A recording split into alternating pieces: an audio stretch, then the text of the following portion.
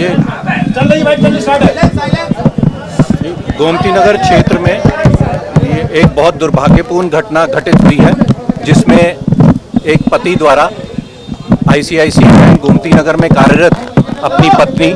जो कि एक रिलेशनशिप मैनेजर के रूप में वहां कार्य करती थी, उसकी गोली मारकर बैंक के बाहर हत्या की गई है। और इस घटना को अंजाम देने के बाद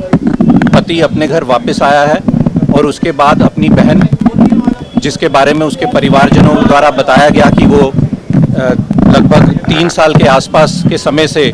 डिप्रेशन में थी, उसको भी गोली मारकर उसकी हत्या की गई और उसके बाद स्वयं सुसाइड कारित की गई है। इस घटना के संबंध में पुलिस द्वारा जो कि परिवारजन हैं, जो रिलेटिव्स हैं, उनसे बातचीत की गई है। जो व्हाट्सएप मैसेज स्टेटस के रूप में मानस वाजपेयी ने लगाया था, जिसमें उसका कहना था कि उसकी पत्नी द्वारा उसके साथ चीट किया गया है और उसी क्रम में उसने वो हत्या की है, वो मैसेज को भी हमने रिसीव किया और उसमें उसने अपने आप को और अपनी बहन को ख़त्म करने की भी बात की गई है। इसके अलावा कुछ डॉक्यूमेंट्स हमें घर से मिले हैं, जिससे ये जानकारी हो रही है कि जो रिलेशनशिप मैनेजर आईसीआईसीआई बैंक में थी मृतका, उसके द्वारा विवाह विच्छेद करने के लिए भी पारिवारिक न्यायालय में वाद दायर किया गया था और साथ ही साथ कंपनसेशन प्राप्त करने के लिए और स्त्रीधन वापस लौटाने के लिए भी उसी पारिवारिक न्यायालय में वाद दायर किया गया था। सर, इसमें